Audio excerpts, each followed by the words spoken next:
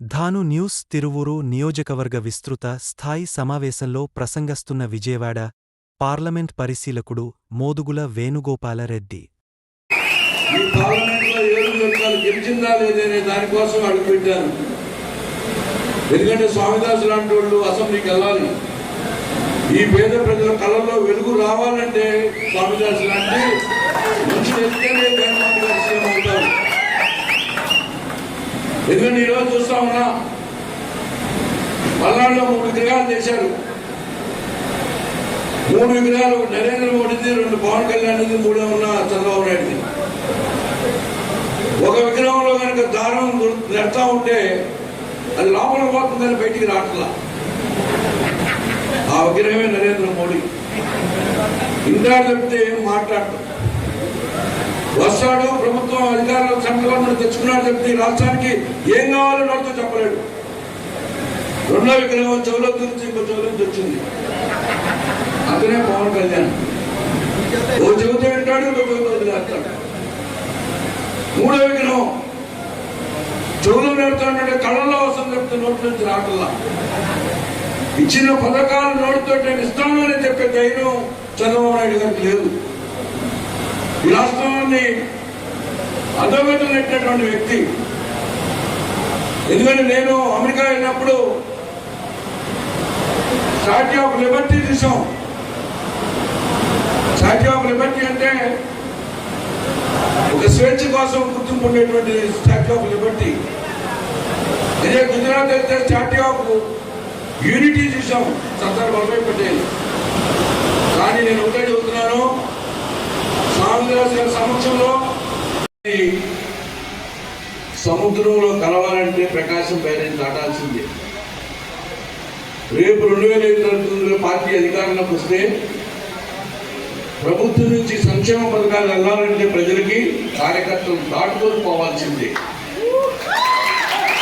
అంతేగాని సచివాలయ వ్యవస్థ, వాలంటీర్ వ్యవస్థ నడవదని కూడా నేను గంటాపదంగా చెప్పాను. కూడా బటన్ నొక్కేది ఎవరో తెలుసా? రేపు ఈ కార్యకర్తలు నొక్కాలి బటన్. ఆ అధికారం ఇవ్వాలి. పొలిటికల్ గవర్నెన్స్, రాజకీయ ప్రభుత్వం చెప్పినట్టు, రాజకీయ పార్టీ చెప్పినట్టు ప్రభుత్వం చేసేటువంటి పరిస్థితి వైఎస్ఆర్ కాంగ్రెస్ పార్టీలో రావాలి.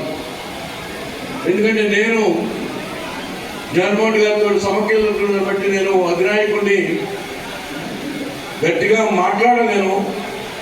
కానీ ఆయన కొంచెం నవ్వుతా సరదాగా ఉన్నప్పుడు మటుకి చెవులో మనకి గట్టిగా చెప్తాను.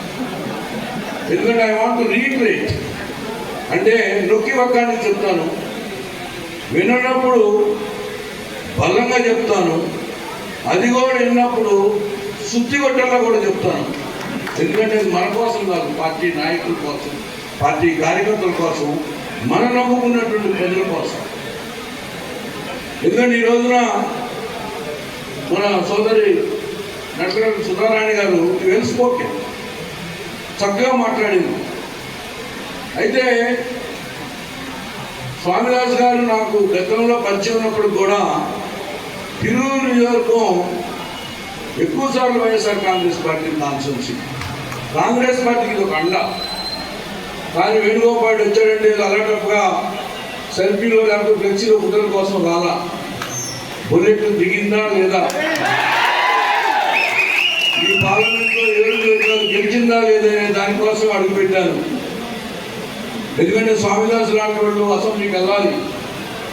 ఈ పేద ప్రజల కళ్ళల్లో వెలుగు రావాలంటే స్వామిదాసు లాంటి మనుషులు ఎత్తుకెళ్ళే జగన్మోహన్ గారు సీఎం అవుతారు. ఎందుకంటే ఈరోజు చూస్తా ఉన్నా పల్నాడులో 3 విగ్రహాలు చేశారు. 3 విగ్రహాలు, ఒక నరేంద్ర మోడీది, 2 పవన్ కళ్యాణ్ది, 3 ఉన్న చంద్రబాబు నాయుడుది. ఒక విగ్రహంలో కనుక దారం నెడతా ఉంటే అది లోపల పోతుందని బయటికి రావట్లా. ఆ విగ్రహమే నరేంద్ర మోడీ. ఇంటా చెప్తే ఏం మాట్లాడటం. వస్తాడు, ప్రభుత్వం అధికారులు సంకలనం తెచ్చుకున్నాడు చెప్తే రాష్ట్రానికి ఏం కావాలో నాతో చెప్పలేడు. 2వ విగ్రహం చెవులో గురించి ఇంకో చెవులో వచ్చింది. అతనే పవన్ కళ్యాణ్. ఓ చెబుతూ వింటాడు, ఇంకో చెబుతూ వదిలేస్తాడు. 3వ విగ్రహం చెవులో నడుతుంటే కళ్ళల్లో వస్తుంది ఇచ్చిన పథకాలు నోటితో నేను ఇస్తానని చెప్పే ధైర్యం చంద్రబాబు నాయుడు గారికి లేదు. ఈ రాష్ట్రాన్ని అధోగతి నెట్టినటువంటి వ్యక్తి. ఎందుకంటే నేను అమెరికా వెళ్ళినప్పుడు స్టాచ్యూ ఆఫ్ లిబర్టీ చూసాం. స్టాచ్యూ ఆఫ్ లిబర్టీ అంటే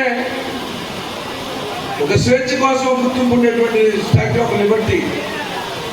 అదే గుజరాత్ వెళ్తే స్టాచ్యూ ఆఫ్ యూనిటీ చూసాం, సర్దార్ వల్లభాయ్ పటేల్.